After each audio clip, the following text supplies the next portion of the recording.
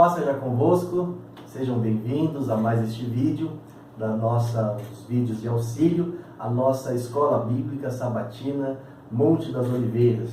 Nós estamos com um tema nesta noite, erros que devemos evitar, parte 2, é o estudo de sábado, 21 de setembro de 2019, e nós temos agradecido a Deus pela oportunidade de estarmos gravando esses vídeos, e pela resposta que os irmãos têm tido das aulas e também dos vídeos, Então, nós ficamos realmente agradecidos e tem sido edificante, Edificante para nós estudarmos a palavra de Deus e conhecermos o que o Senhor tem para nós.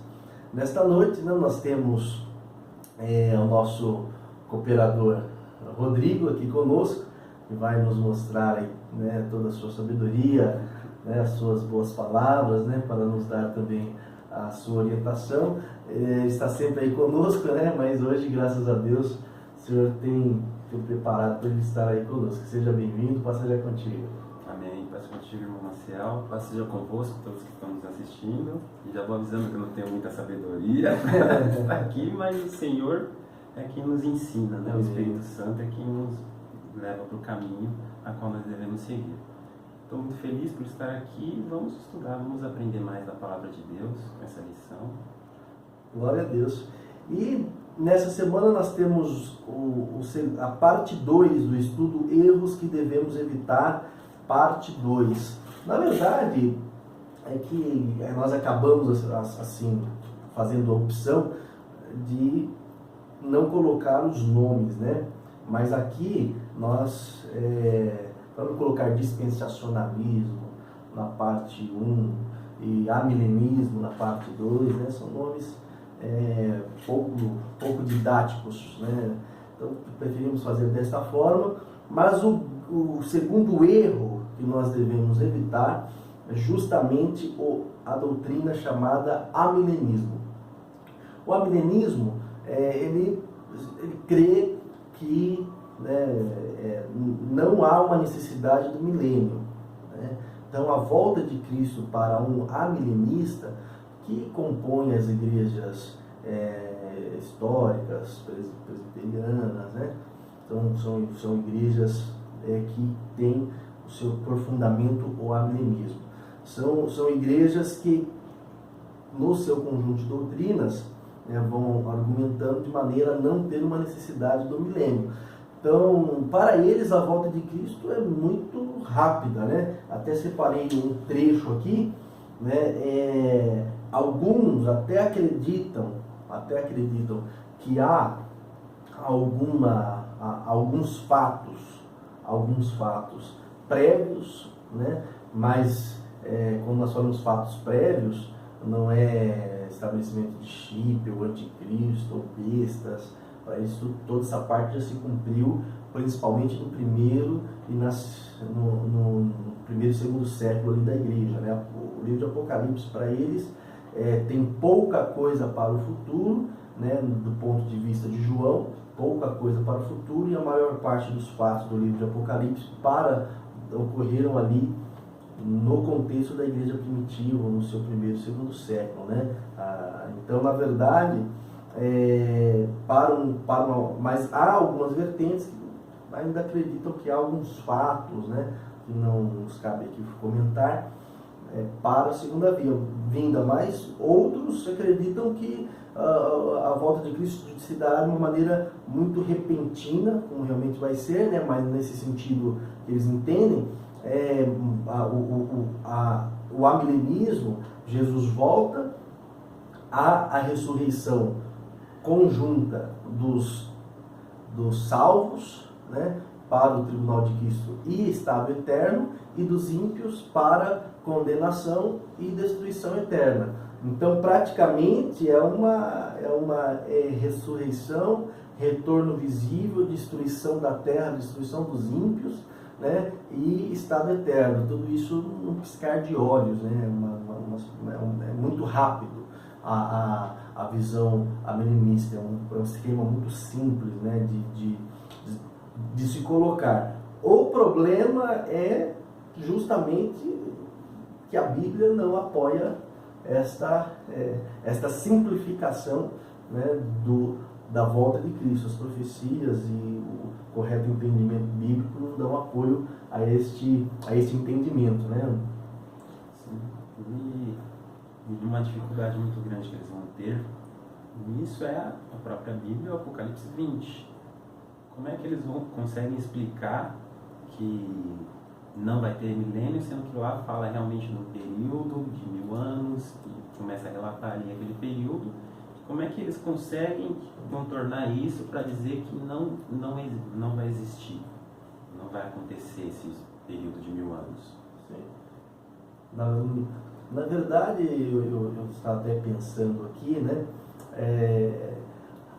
Alguns irmãos têm nos pedido assim, como também nós temos comentado até nos vídeos, né? As palestras, os irmãos têm participado, de aprofundar os estudos e fazer uma palestra, né? Uma apostila e a gente ir assim mais a fundo nos temas. Mas a lição para nós marca assim, pontos de referência para nos guiar nos nossos estudos. Porque muitas vezes alguém está assistindo uma mensagem e comendo, e a pessoa está ouvindo um estudo e falando sobre a volta de Cristo, e assim como o dispensacionalismo e tal, é um erro, o amilenismo também é. Então dá uma esperança, uma esperança assim, incorreta, né? Então, neste ponto de vista, nós aqui na lição, né, na segunda pergunta e na terceira, então nós temos aqui um contraponto interessante, né, com o nosso cooperador de entendido.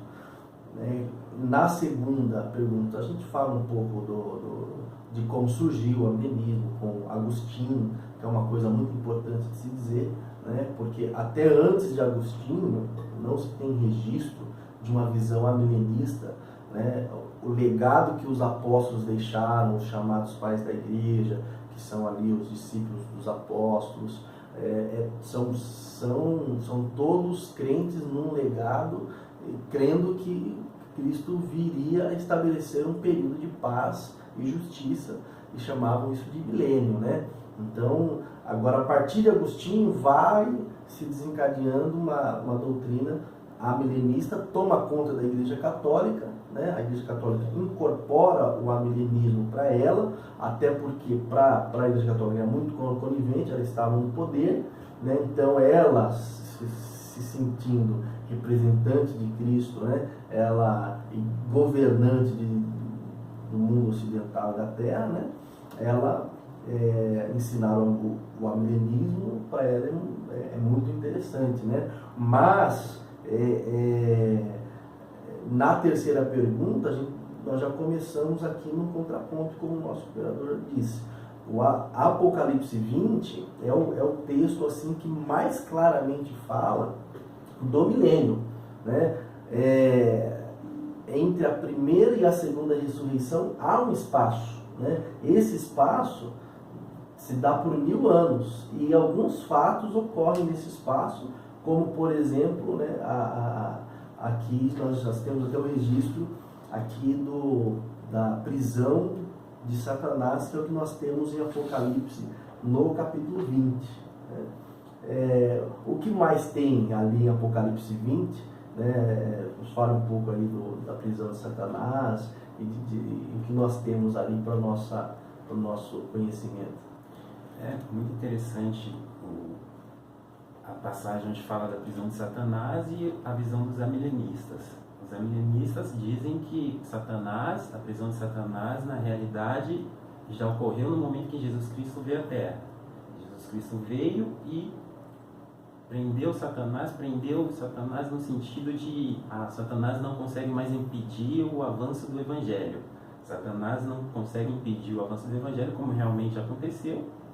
Satanás não conseguiu impedir, o Evangelho chegou até nós, se espalhou para o mundo inteiro, para a maior parte do mundo, e continua crescendo até hoje. E Satanás não tem mais o poder de impedir. Os amilenistas, eles afirmam isso, que é uma essa prisão simbólica é que ele está preso lá porque nesse sentido de não conseguir impedir o avanço do Evangelho. E isso que eu acho interessante na visão dos amilenistas, que não vai muito de acordo, porque o que eles não conseguem dizer que já se cumpriu, eles jogam com simbolismo. Aquilo que não se cumpriu, que nem não se cumpriu com o poder da Igreja Católica ali, governando, o período de paz da Igreja Católica governando, eles jogam que é porque é um simbolismo disso, é um simbolismo daquilo, Satanás não foi represo literalmente, é um símbolo dele não conseguir impedir o avanço do Evangelho. Sim. Só que a Bíblia não fala totalmente contra, ela deixa claro que Satanás, durante esse período, vai ser preso realmente, vai ser jogado no abismo. Durante esses 1000 anos. Durante esses 1000 anos, vai deixar de totalmente influenciar totalmente neutralizado a terra, não vai mais agir de maneira alguma. E nesse período, até que a Igreja Católica estava no poder, a gente vê que Satanás já estava agindo no período até antes dos apóstolos, dos discípulos sendo perseguido. Satanás, ele tentou de toda maneira impedir o avanço do Evangelho, só que ele não conseguiu, mas ele teve tentando impedir. Ele não foi foi preso, veio o anjo lá e segurou ele e falou, olha, no Evangelho você não mexe, porque ele tentou. É claro que nós vemos que Deus ele é soberano, né? Mas a atuação de Satanás, ela está ali, ela está presente no dia a dia, né, da humanidade, e com os olhos espirituais, né, nós conseguimos ver, né, as suas tentações, os seus ardis, né? Então eu acredito que isso é muito curioso, né? Dentro disso eu queria dar uma dica. Aqui, irmãos, quando nós falamos assim do Apocalipse 20, seria muito interessante até na hora da aula não cair na tentação de trabalhar com o Apocalipse 20, principalmente entrar assim, o que ocorrerá no milênio, né? No sentido de vida e morte, salvação e outras coisas, né? Se atenha mesmo aqui a refutação aos amilenistas e a condição aqui que a própria lição traz, né? Sobre a situação de Satanás, sobre as duas ressurreições, separada com um período de 1000 anos, né? Aqui nós trabalhamos com os verbos gregos, né? Viveram, ou seja, a primeira ressurreição ela é literal, né? Passados 1000 anos nós temos uma segunda ressurreição, mas é uma ressurreição para os justos e uma ressurreição para os ímpios, né? Então, uma ressurreição para cada, duas ressurreições, mas separadas por um período de 1000 anos. Porque isso é o mais interessante para nós fortalecermos que haverá um período de paz e justiça que a Bíblia chama de milênio, e é uma necessidade profética, mas não cair na tentação de se perder na aula ali, de querer explicar o milênio nesse momento, como será a restauração de todas as coisas e o período milenar, né? Isso é muito importante. Agora, para nós concluirmos, o que nós também temos aqui de muito importante na visão amilenista, né? Até separei aqui uma frase aqui que eu gostei bastante, né? Além da ressurreição, da prisão de Satanás, né? É que o Antigo Testamento nos obriga a acreditar num período muito longínquo, né, de paz e justiça. Mas esse período ainda não é um estado eterno, né? Esse período é um período onde as palavras, os versículos, né, falam. Nós até citamos aqui na pergunta 6, Isaías 11, 1 a 10, mas tem Salmos 72, tem Isaías 65, Zacarias 14 e muitos outros textos que vão falar deste período. É uma necessidade que o Antigo Testamento tem.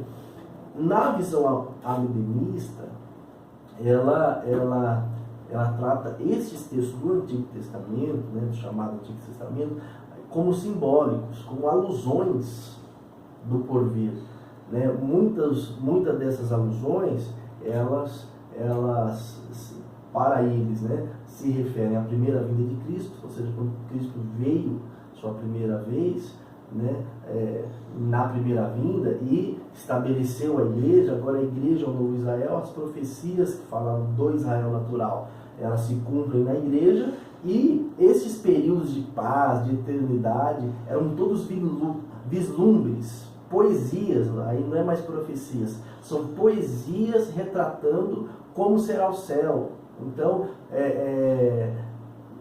são assim, na verdade, esvaziar a palavra de Deus, né? O termo correto é isso. Eles esvaziam a palavra de Deus com essas alusões, para justificar o que? Não haverá esse período milenar na Terra.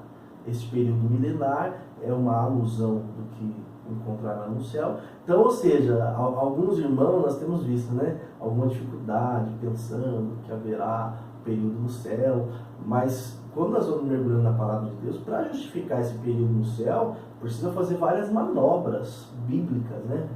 Fazendo várias manobras interpretativas para deixar no campo simbólico, no campo poético, no campo de um vislumbre, de uma alusão, né? Como o profeta, na verdade, ele não teve uma profecia, ele teve apenas um vislumbre das coisas futuras, né? Então, o que você tem para nos acrescentar sobre essa parte mais simbólica que eles tratam? E o que eu penso é que é bem difícil, porque você começa a jogar simbolismo em muitas coisas e vai chegar uma hora que nem você mesmo, nem eles mesmos vão conseguir separar o que é símbolo e o que é real. Sim. Porque você começa a jogar, me deu uma dificuldade de entender, de explicar essa palavra. Porque é um simbolismo, na realidade isso aqui não vai acontecer, eu não vejo assim, isso aqui significa outra coisa, isso aqui é isso aqui é aquilo. Sendo que a maioria das coisas que está escrito na Bíblia é literal, a gente tem que seguir. O próprio operador Marcel falou, quando é algo que é um simbolismo, a Bíblia já deixa claro ali, você consegue entender que realmente, no seu contexto, que aquilo ali é um símbolo. Só que nessa ocasião mesmo do milênio, é claro, a Bíblia é taxativa, ela deixa claro que vai ter um período de 1000 anos, e um período onde Cristo irá reinar juntamente com o seu povo, Satanás será preso, e é bem claro isso, não tem como você fugir muito, nem você falou. Para fugir disso, começa a tentar fazer manobras, a tentar torcer alguns versículos, esconder outros, passar por cima de outros, jogar símbolos em outros. Só que nós temos que seguir o que a palavra diz. Se a palavra diz que vai acontecer, você não tem muito para onde correr, você não tem muito o que fazer. No primeiro semestre, nós tivemos um estudo assim, extenso, exaustivo, né? Mostrando as profecias, né? A aliança de Deus com Abraão, com o povo de Israel, né? E trabalhamos muito bem os profetas, né? Os salmos, viemos trabalhando até antes da primeira vinda de Cristo, a primeira vinda, como se dá o reino, né? Mas estudamos o aspecto espiritual do reino, mas também o aspecto futuro do reino físico que será implantado. Para o alienista, o reino hoje é espiritual, ok? Mas o reino futuro é uma alusão ao céu, né? O reino ele será no céu, e de uma maneira muito breve, muito simples, né? E eles não gostam muito de trabalhar com as profecias. Nós reconhecemos que há dificuldade, mas nós estamos aí, como servos de Deus, temos que estudar a palavra de Deus, né? e respeitando o seu devido contexto, para que a gente observe mesmo o que o Senhor tem para nós. Eu quero só fazer uma leitura aqui. Olha lá, a Bíblia, em toda a sua extensão, revela que Deus tem prazer em colocar os seus fins, né? Ou seja, o Senhor ele vai, veio a primeira vinda, veio a igreja, Cristo vai voltar de maneira visível, gloriosa, será estabelecido o período do milênio, terminará o período do milênio, e aí será então o estado eterno, né? Mas todas estas coisas estão interligadas, todas, né? A partir da chamada de Abraão, Isaac, o Egito, a terra prometida, né? até o Novo Testamento, a vinda de Cristo, o Novo Testamento, a primeira vinda e a segunda vinda, elas estão todas interligadas e justificando umas às outras. A gente não pode assim, no meio do caminho, fazer uma manobra para justificar o amilenismo. Porque você vê como que é difícil, né? Para justificar que não haverá milênio, nós temos que desconsiderar praticamente Apocalipse 20, estou fazendo uma interpretação pouco sadia e errônea da palavra de Deus, e não contente, ainda muitos textos bíblicos, jogar no campo simbólico, trabalhar com eles, né, para que justifique essa necessidade, porque ela está, ela não começa apenas em Abraão, ela começa desde o Gênesis, quando o Éden estava aqui, né? Então, na verdade, pensar na doutrina amilenista é uma curva muito grande que tem que fazer biblicamente. Então, este é o erro que nós devemos evitar. Eu acredito que vai ser uma lição muito edificante para que nós pensemos na necessidade do milênio. Haverá lições lá na frente, né? Não muitas, porque este ano nós não vamos entrar tanto nisso, mas haverá lições lá na frente falando mais propriamente do período milenar. Aqui nós estamos falando que a necessidade do milênio. Há uma necessidade bíblica. Os profetas clamam por esse período. E a palavra de Deus vai se cumprir.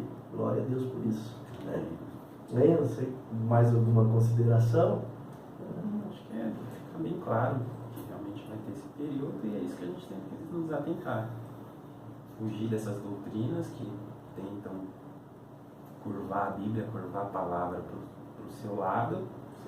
E nos atentar no que a Bíblia diz, no que os profetas disseram, no que Apocalipse disse e seguir. Amém. Então, Deus seja louvado. Muito obrigado por ter ficado conosco. Deus abençoe a aula, né? E seremos todos edificados em nome de Jesus.